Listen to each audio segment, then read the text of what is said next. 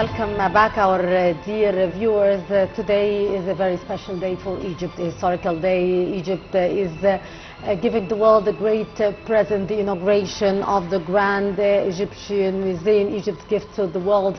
To shed light about the importance of this inauguration for Egypt and for the whole world, we are very much delighted to be joined here in the studio by Dr. Atef, our tourism expert. Thank you so much for joining us. Thank you.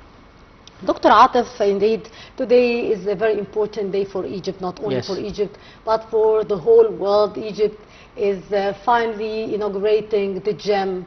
The significance of this day for Egypt and the world and for the heritage of the world.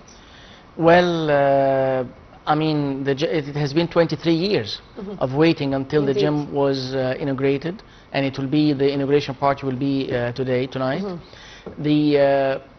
It's something that Egypt is giving to the world, as you just said. In spite of any economical situation, the museum was built and finished by Egyptians, and it costed $1,200,000,000 US to be the largest museum in the world. Not only this, it overlooks the pyramid, which is the only ancient wonder that still exists. So that's for sure a significant day in Egypt and for the whole world. Yes. To start with, Dr. Atef, how the gem is expected to influence the flow of tourists visiting Egypt after, of course, the world is witnessing today's grand opening and the waiting that has been, as you have kindly mentioned, for long, for one of the biggest museums in the world and the biggest museum for one civilization.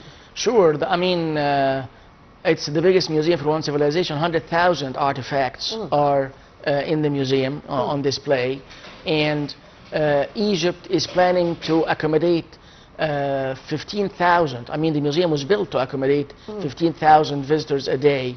So by having various ways of ticketing, I mean having ticketing and having several doors in the museum, so it will be well, and then having guided tours, and so it will be very well organized. I mean, the visitors that are expected to visit the museum. Not only the museum, but they have a passageway now from the museum to the pyramids. Indeed.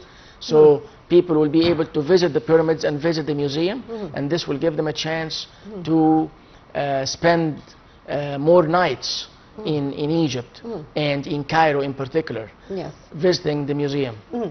Sir, indeed it was quite complicated for tourists beforehand to visit the different destinations, the pyramids, the different museums.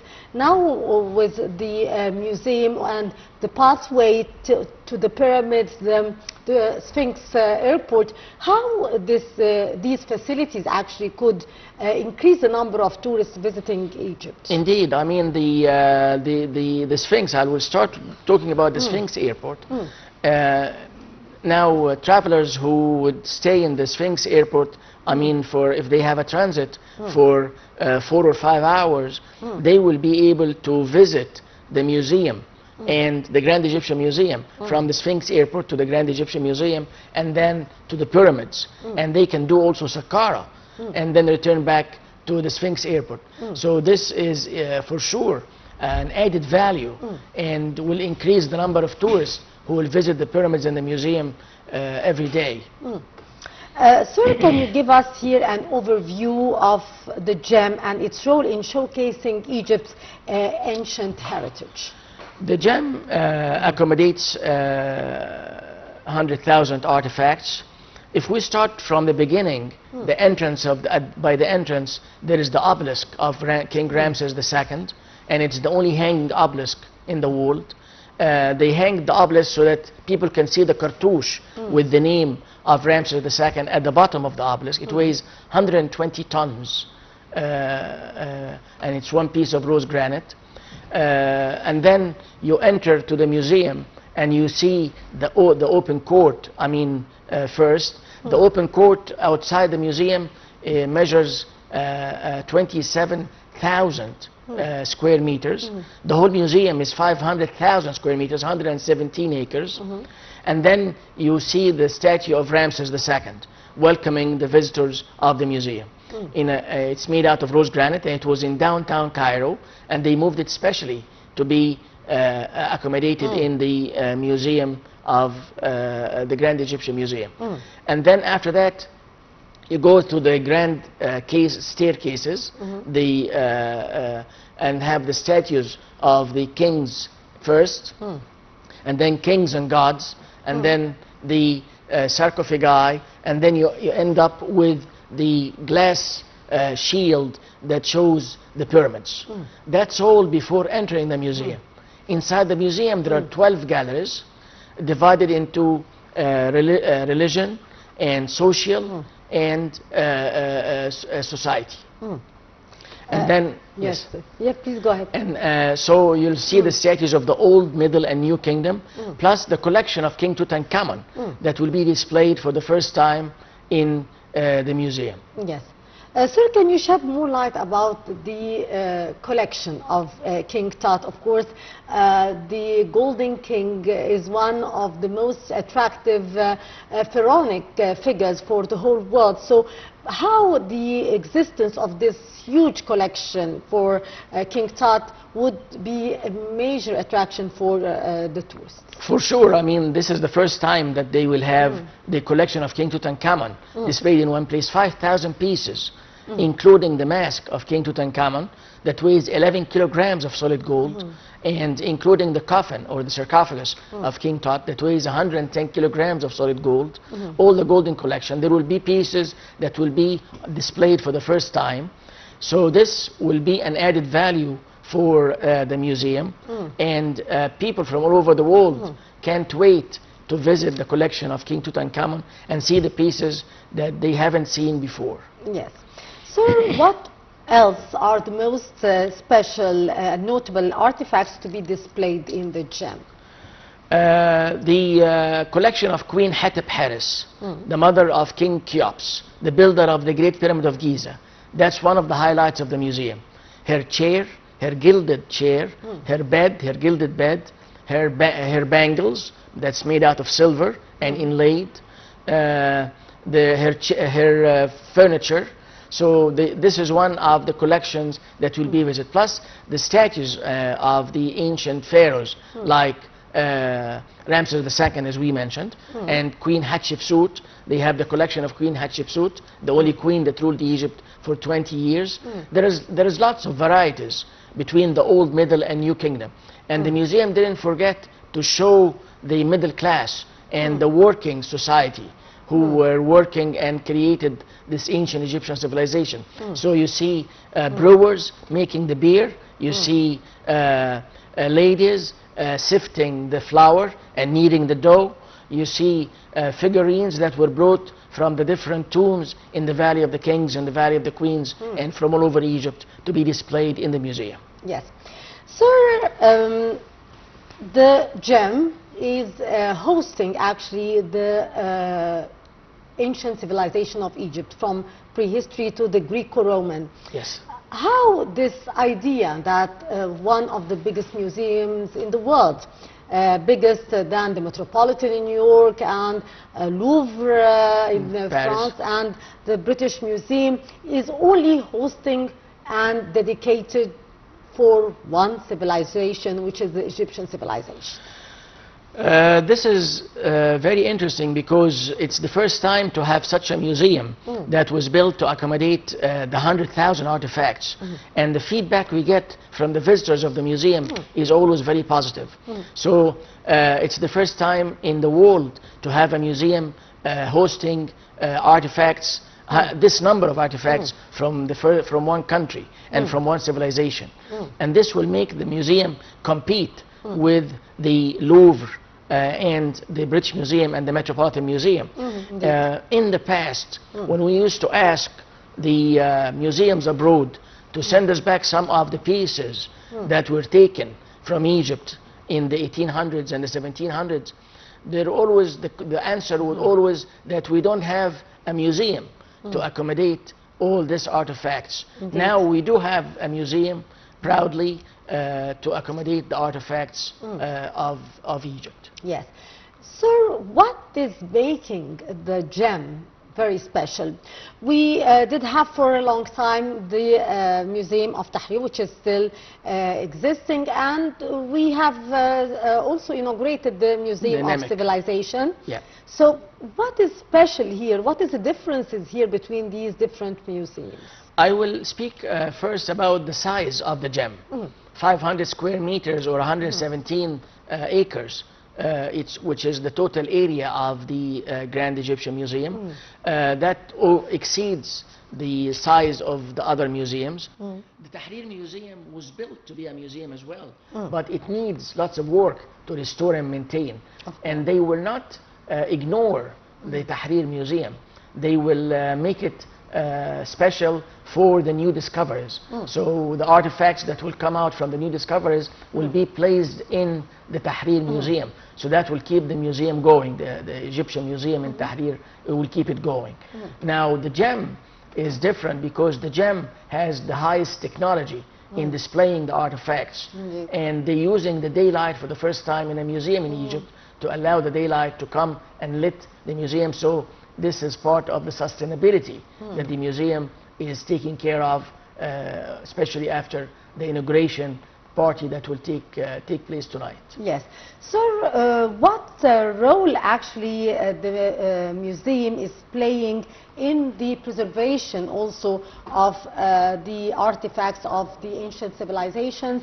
And we did hear a lot about the conservation center that was built in the gem as well. Yes, the conservation center in the gem is considered to be the largest conservation center in the world. And the preservation labs in the gem are very high tech run. So it will be beneficial for the people for the students or for the researchers who are studying and who will come to the gem to be able to do the researches. And also that shows that Egypt is taking care of its heritage and of its artifacts that will be restored and maintained, because they have maintenance first and then restoration, and this would happen easily in the gem museum. Indeed. Sir, actually, how does the gem design is reflecting both the ancient history as well as the modern vision, as well as you have kindly mentioned with the unique design that we have been seeing, especially with the lighting ahead of the inauguration and all the special designs of the museum? The museum is inspired, the gem is inspired by the pyramids. Everything in the museum looks like a pyramid. From the facade, from the entrance, you see the pyramid-shaped alabaster pieces. And the alabaster actually came from Egypt, so it's a native stone, and it reflects the desert, and which is in the background of the museum. When you go inside, everything is inspired with the pyramids, and the museum overlooks the pyramids of Giza, so Cheops and Chephren and Messerinus. So I think the inspiration of the museum with the pyramids is very clear in the design. That's part of the display.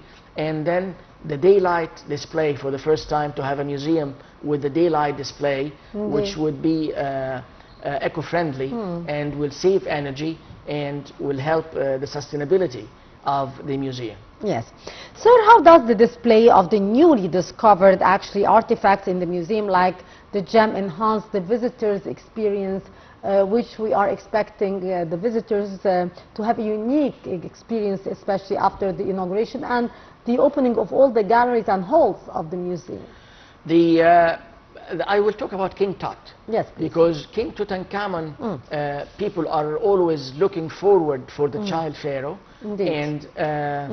And so King Tut's collection is like 5,000 pieces that belongs to King Tutankhamun's collection. 5,000 pieces of artifacts. Some of the artifacts will be displayed for the first time, and it's the first time to have the total collection of King Tutankhamun placed in one place or displayed in one museum. So the mask of King Tutankhamun, the coffins of King Tutankhamun, the jewelry, all the jewelry of King Tut, that will all be there. So that allows us to to show the treasures of Egypt actually, and the way it's displayed is the latest way of displaying in a museum worldwide. People can't wait to visit the museum.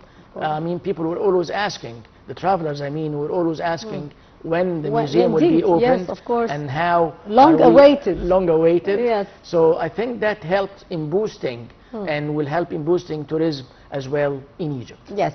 Sir, again, back to King Tut, and we have always been seeing how the Egyptologists, how the tourists are always fascinated and are curious to know more about King Tut, and why always King Tut was a source of mystery and a source of attraction to the foreigners and for Egyptians, of course, who are excited with Egyptology and pharaonic history. King Tut in particular, because King Tut was the child pharaoh. He ruled the country at the age of 9 and died at the age of 18. So he was the only child pharaoh that had this collection, and his tomb that was found intact ever since they buried him in the Valley of the Kings in 1350 BC till they found his tomb in 1922. As we always say, thanks to the debris of the excavations of the tomb of Ramses, because this debris covered completely the entrance of the entrance of the tomb of King Tut, and that's why it was not interrupted by the robbers of the tombs. So it's mainly his tomb that was found intact. And imagine, King Tutankhamun's tomb was a small tomb compared by Ramses II's tomb, or compared by Tutmosis III's tomb, or Ramses III's tomb in the Valley of the Kings.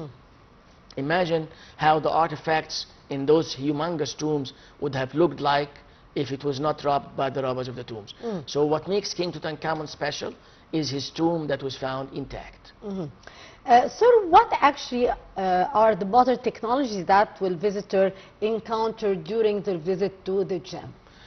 There are lots of modern technology. They have the augmented reality way of showing the cases. They have lots of interaction between the statues or the artifacts and the visitors for the first time. The labels and the way of lightening it is fascinating. So all this modern technology in display will help the visitors to have a special visit of the gem. I mean, regardless the other museums that doesn't have the same way of displaying the artifacts. Yes. What differentiates here our museum, the Gem, from other international museums, like what we have been talking about, like the Metropolitan in New York, like the Louvre, or the British Museum, which are, of course, one of the most famous museums in the world?